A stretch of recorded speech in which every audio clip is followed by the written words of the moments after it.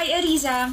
Gawin mo yung assignment ko sa history. Sandali lang, Carmi. May gagawin kasi ako. Mas importante pa ba yan kaysa sa grades ko? You promised me na babawi ka sa akin. Remember?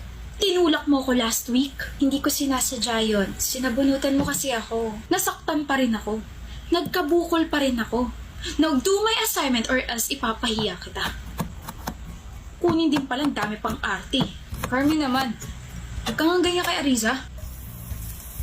Oh, ang sweet talaga.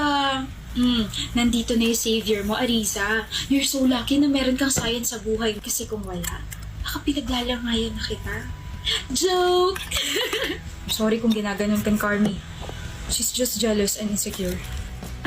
Ayos lang, Sayan. Ginagawa ko naman yung turo mo sa akin. Pasok sa kanang tenga, labas sa kaliwang tenga. Gina ako nagagawa ng assignment niya.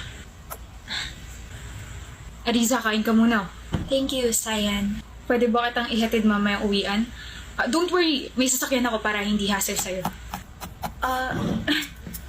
Pwede naman. Sige, thank you. Yes. Kinikilig ka masyado pangit. Carmi, walang karapatang kiligin ng mga pangit na katulad mo. Do you really think na makakakuha ka ng happy ending gaya ng iba? Gaya ko? In your dreams. Bakit ba galit na galit ka sa akin, Carmi? Ano bang ginawa ko? Ayoko lang sa'yo. Ayoko ng pangalan mo. Ayoko ng itsura mo. Lahat. Ayoko sa'yo. You annoy me so much, Ariza. Kaya as much as possible, get out of my sight. Or, mawala ka na lang kaya sa mundo. Tinatry ko naman na hindi magpakita sa'yo pero ikaw tong lapit ng lapit sa akin. Sumasagot ka pa. Kung tapalan ko kaya yung bibig mo. Pero ayos lang. Mawawala din yung tapang mo. Ano, napapal na ba sa'yo? I think so. You think so? Sayang naman, you're so slow. Kailangan niya na masaktan. Umamin ka na mamaya paghatid mo sa kanya, okay? Tapos halikan mo siya sa pisngi. Then after a week, dump her. Babe, kailangan ba talagang ihatid siya? Diring-diring na ako sa kanya eh. Naiisip ko pa lang na halikan ko siya mamaya sa pisngi. Oh, feeling ko ina-allergy na ako. Just do it. Pagtiisa mo na lang siya tapos mag-alcohol ka na lang. Basta ang goal natin is to play with her feelings. Nakakairita siya eh. Oo na po.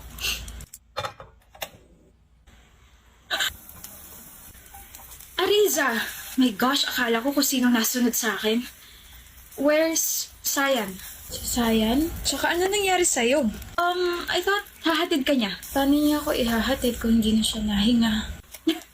What? Yung boyfriend mo kako ang hina.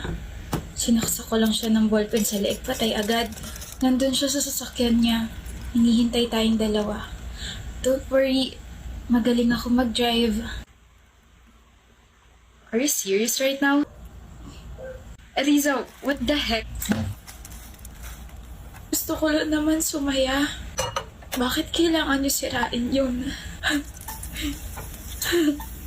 So the title of that story is When We Were in College. The genre is mystery thriller. Characters Ariza, Sayan, and Carmi. That's the book that I want you to publish. Ano kabaliwan to sinulat mo, Ariza? Do you really think that we will publish this? Miss Carmi, I deserve this. Please, I've been writing that book since we were in college. Isa pa, ang ganda naman ang story na yun Maganda. Isa ako sa mga characters at lahat ng mga nandito ay nangyari sa totoong buhay. Sa tingin mo, hahayaan kitang sirain yung reputasyon ko? Sige nga, ano maganda rito? Si Ariza na nasa libro, namatay siya doon. Pero nabuhay ka naman sa pagkakapalo ko sa ulo mo dati Kaya lahat na nandyan sa libro ko, hindi nangyari sa totoong buhay.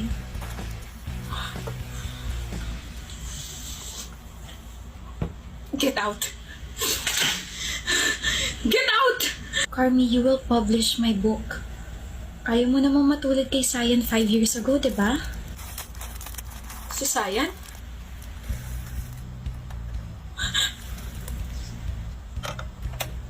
I'm going to call the police.